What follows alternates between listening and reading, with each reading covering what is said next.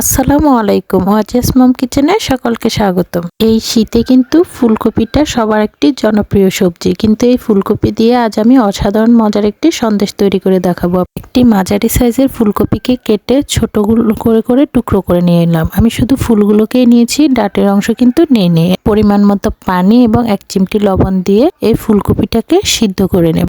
Medium আঁচে একটু সময় নিয়ে সিদ্ধ করে নিতে হবে।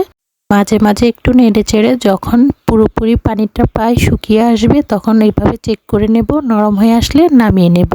নামিয়ে একটা ছাঁকনিতে ঢেলে নিচ্ছি এক্সট্রা পানিগুলো ঝরে যাওয়ার জন্য। এরপরে এই ফুলগুলোকে আমি একটা স্প্যাচুলারের সাহায্যে ভালোভাবে ম্যাশ করে নেব। গরম অবস্থায় ম্যাশ করলে ভালো হয়, এতে করে খুব দ্রুত ম্যাশ হয়ে যাবে।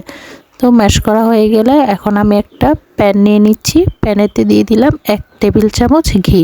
ঘিটা মেল্ট হয়ে আসলে ম্যাশ করা ফুলকপিগুলোকে দিয়ে দিচ্ছি। দিয়ে এটাকে প্রথম 2 মিনিট ভালোভাবে ভেজে নেব।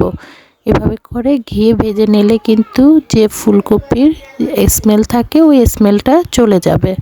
এই ফুলকপির সন্দেশটা একটু সময় নিয়ে কিন্তু করে নিতে হবে। এখন আমি দিয়ে দিলাম 1/4 কাপ চিনি।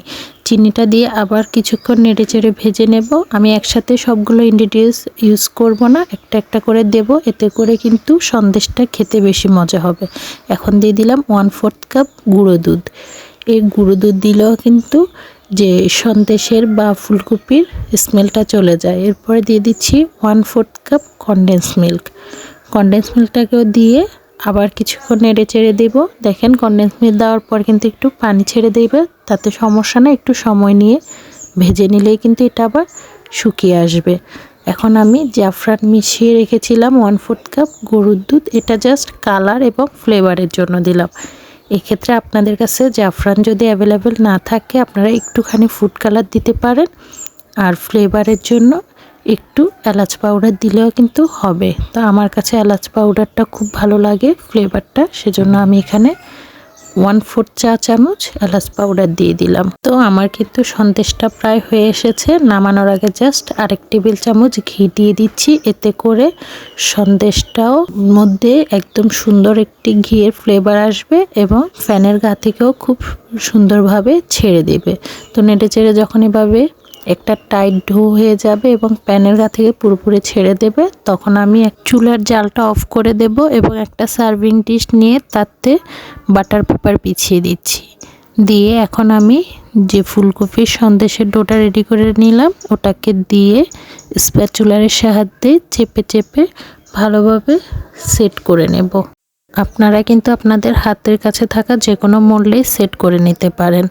এখন ভালোভাবে উপরটা সমান করে দিয়ে কিছু বাদাম কুচি এবং কিশমিশ কুচি দিয়ে ডেকোরেশন করে নেব।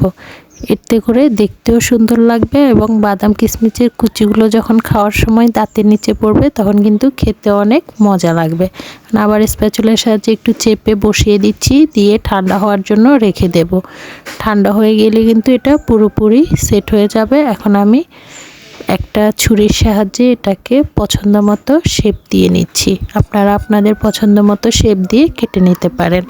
সো আমি 4 কোনা করে কিন্তু সন্দেশের শেপটা দিয়ে নিলাম। দেখেন কত সহজভাবে এটা মোল্ড আউট হচ্ছে এবং খুব সুন্দরভাবে সেট হয়ে গেছে এবং খেতেও কিন্তু হয়েছে অসাধারণ মজা। তো আপনারা সবাই আশা করি একবার হলেও ট্রাই করবেন, আর সবাই ভালো থাকবেন, দোয়া করবেন এবং লাইক কমেন্ট শেয়ার করে আমার চ্যানেলের পাশে থাকবেন। আল্লাহ হাফেজ।